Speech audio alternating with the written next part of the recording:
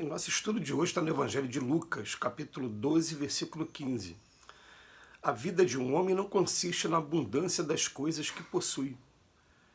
Emmanuel comenta na lição 165 do livro Caminho, Verdade e Vida, bens externos. A vida de um homem não consiste na abundância das coisas que possui.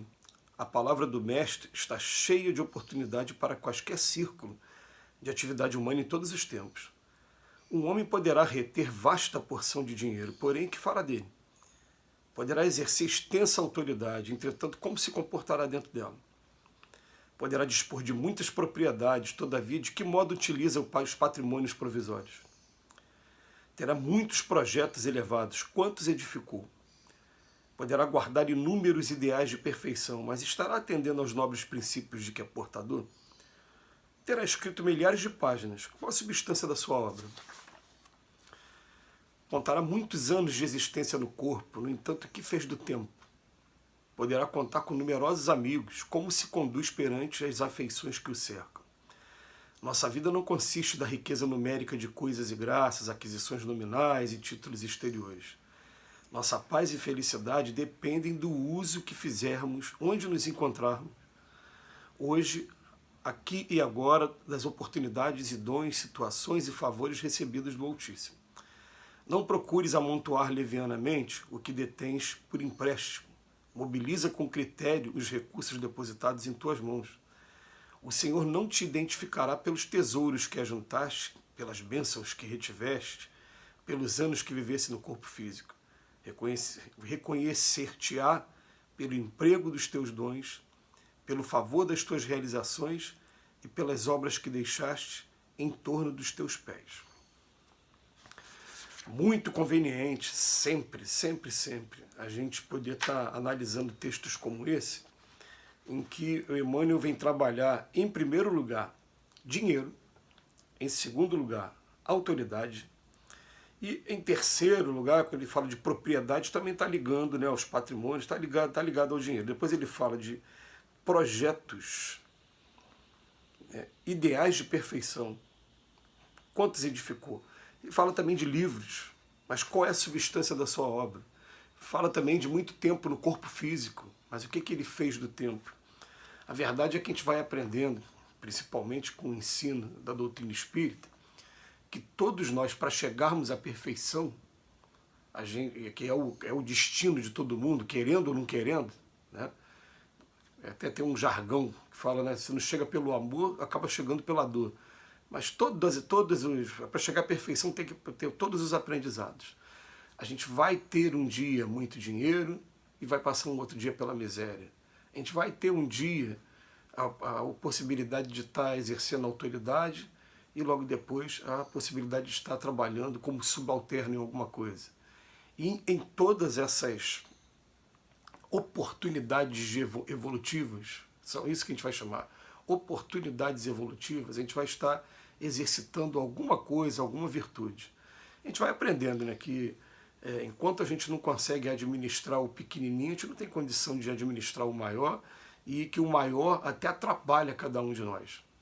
Então a gente começa a pensar assim, né, eu tenho recurso financeiro hoje, ou então o que acontece é que muita gente sonha em ter a autoridade, e depois, quando tem a oportunidade de estar exercendo a autoridade, vai ver, analisar todo o combo que está por trás da autoridade. Eu gosto sempre de fazer referência a duas lições que são marcantes, são lições simples, né? Mas que a gente vai procurar aí no livro Jesus no Lar, é o nome do livro também escrito por Chico Xavier, através do espírito Ney Lúcio.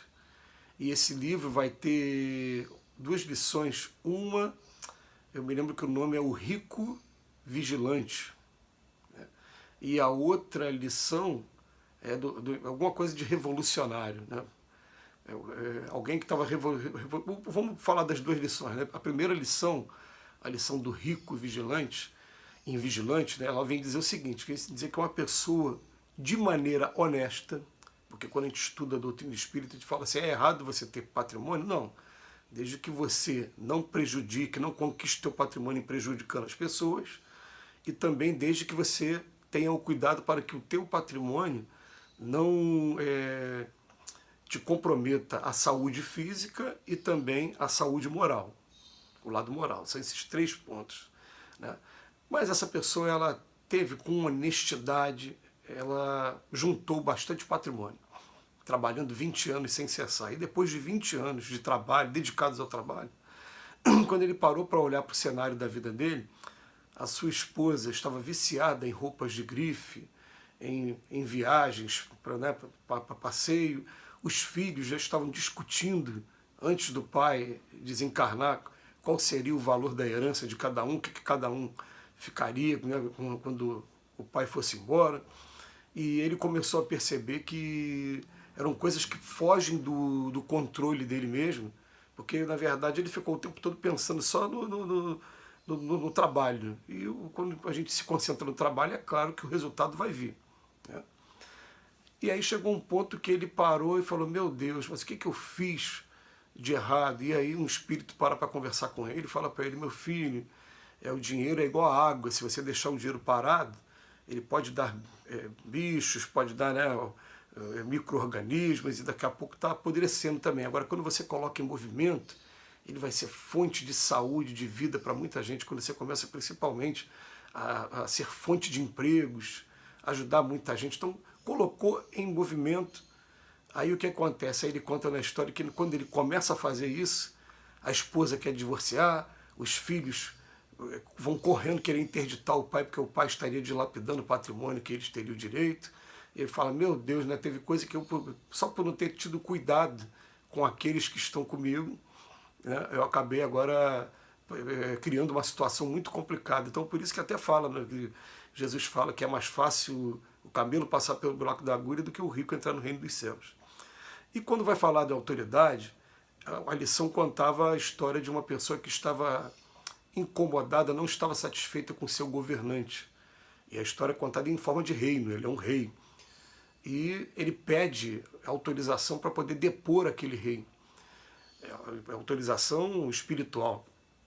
E eis que é proposto para ele o seguinte, que ele vivesse um dia com aquele rei, mas que naquele dia ele tentasse ajudar o rei de todas as maneiras, que se ele fizesse isso, ia ser concedido a ele depor aquele rei. E quando ele ficou do lado do rei, ele viu que o rei, simplesmente por conta da autoridade que estava exercendo, não tinha tempo para a esposa, não tinha tempo para filho, estava o tempo todo sendo bajulado, o tempo todo sendo obrigado a participar de coquetéis e cerimônias que estavam comprometendo a sua saúde física, o tempo todo sendo procurado por comerciantes que só tinham interesse em lucros e em vantagens em cima dele, né? E ele começou a ver que a realidade de quem está ocupando hoje um cargo de autoridade é uma realidade muito dura, a pessoa tem que ter uma maturidade muito grande, e muitos de nós, se a gente pudesse pensar previamente do que é você ter um patrimônio avantajado e no que é você ter autoridade, ou então, do jeito que ele vem falando aqui, ter muitos anos de vida, ter escrito milhares de páginas, mas qual é a substância da sua obra? A gente conhece escritores por aí que iniciaram um trabalho maravilhoso, a gente poupa nomes, né? Mas que depois enveredaram para o campo do terror, por exemplo. Então, começaram a escrever livros de terror durante a vida inteira e fizeram uma carreira de muito sucesso, com muitos livros que inclusive viraram filmes. Mas depois você vai parar para ver, olha o que minhas páginas fizeram. Foi para poder despertar o medo nas pessoas, para poder... A gente vai ver o que eu estou fazendo das oportunidades que eu estou tendo. Eu tenho um montão de princípio de perfeição, mas qual foi aquele que eu botei na prática mesmo? Eu ouvindo, né, de alguns amigos empresários, eles falando assim, eu não quero a pessoa mais inteligente, eu quero a pessoa mais motivada. Porque quem se dá bem na vida hoje é a pessoa que é motivada e a pessoa que tem capacidade maior de comunicação, não é o mais inteligente, né? Então, essa frase final aqui do Emmanuel, o Senhor não vai te identificar pelo tesouro que você juntou, pelas bênçãos que você reteve, pelos anos que você viveu, não. Ele vai te reconhecer pelo emprego dos teus dons, pelo valor das tuas realizações e pelas obras que você deixou em torno dos seus próprios pés. Isso deve ser motivo de bastante reflexão para cada um de nós, e assim a gente vai pautando e tentando aproveitar melhor o tempo que a gente ainda tem aqui sobre a Terra. Que Jesus nos abençoe hoje e sempre.